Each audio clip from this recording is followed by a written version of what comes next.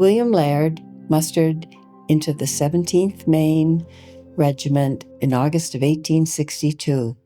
Of his service, let me say this: he was an undistinguished soldier. He never saw combat. He served in the Union Army for less than 3 months. Yet his story is so unique in Maine Civil War history. He was a mentally deficient or challenged young man, a slow, simple-minded farm boy.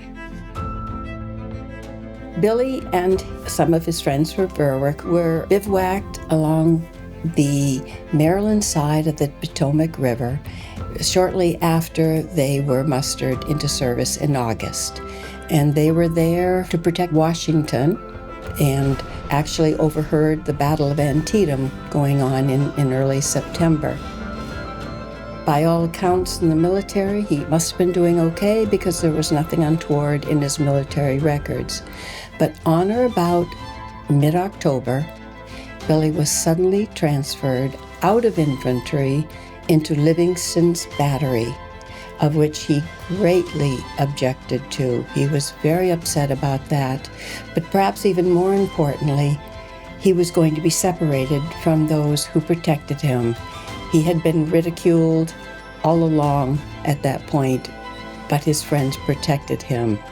He was only there for about 2 days, but he was suddenly made the laughingstock of the whole company. He was angry, hurt, upset, and he said, "I'm going home."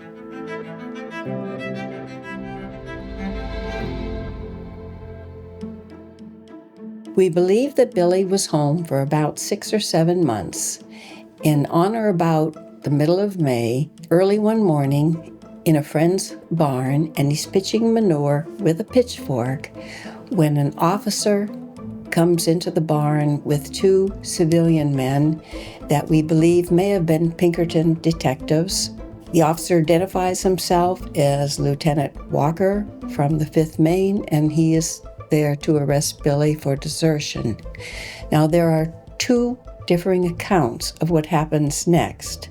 The officer approaches him and tells Billy to drop the pitchfork, which he did, and that is similar to what the second account was. Lieutenant Walker claims that he told Private Laird to drop the pitchfork, and Billy's in a surprise position holding the pitchfork, and I think he had to repeat it, and he does drop it. Billy then asks if he can go, according to Lieutenant Walker, if he can go into the house to say goodbye to the lady.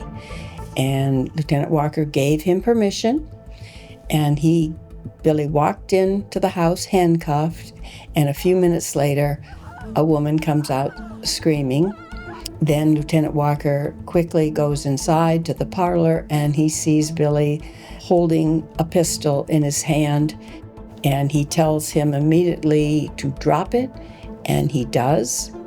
Was arrested and put on a train and taken to Camp Keys in Augusta and jailed to await a court-martial. Court-martial is underway, and the charges are read against Billy, and the judge advocate says, "How do you plead to the charge of desertion?" And Private Laird says guilty. The charge then on resisting arrest, "How do you plead?" And Private Laird says not guilty. It was the testimony of Lieutenant Walker primarily that was the whole court-martial. Billy's appointed counsel that he had asked for asked this sole question, and he said, "Did Private Laird point the pistol at you?" And Lieutenant Walker said, "No, he quartered it." Quartered it means it was not pointed at Lieutenant Walker, it was holding it off to the side. Billy was found guilty on both counts and was sentenced to die by firing squad, and was shackled and taken to Fort Preble on the waterfront of the Portland Harbor, which was in Cape Elizabeth at the time, now in South Portland. He was jailed there. There was a sympathy garnering for Billy throughout Portland. They were beginning to hear about this unfortunate man. While he was there, a reverend came to visit him during his time there, waiting for this execution.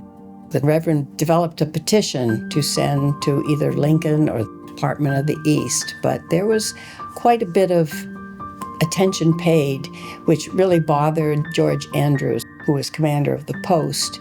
He actually sent a letter to General Wool, the Department of the East, saying that he did not want to be responsible for this. Billy was jailed only for 3 days when all of this momentum was going on around him.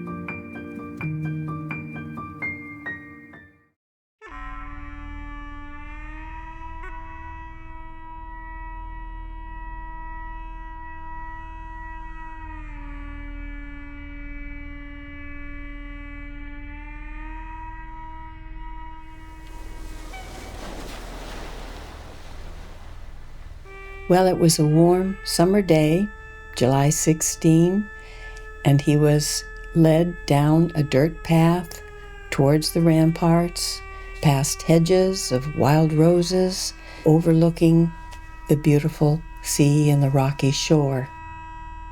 Billy arrives at the site of his execution, and a witness there, Henry Frost, recorded these events in a letter home.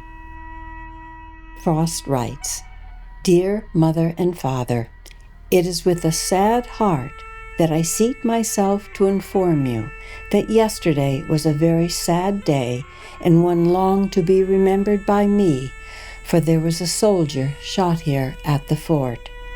The crime that he was shot for was desertion and trying to shoot the lieutenant when he was guarded. There was 12 men detailed to fire him, but only 9 fired. The other 3 were held as a reserve in case they did not shoot him dead. He was then brought out, and he kneeled by the side of his coffin. When the 9 shots were fired, he merely fell back without so much as uttering a groan, as every ball took effect. His name is Laird, and they have sent him home to his mother this afternoon.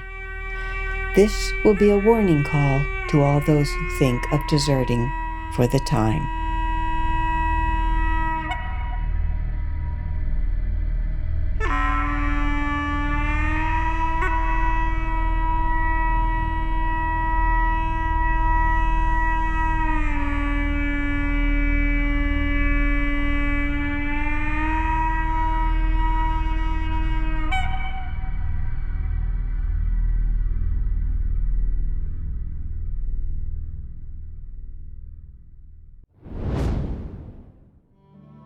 Thanks for watching. And don't miss a single episode as we delve into the fascinating history of Maine's role in the Civil War. Please like and subscribe now.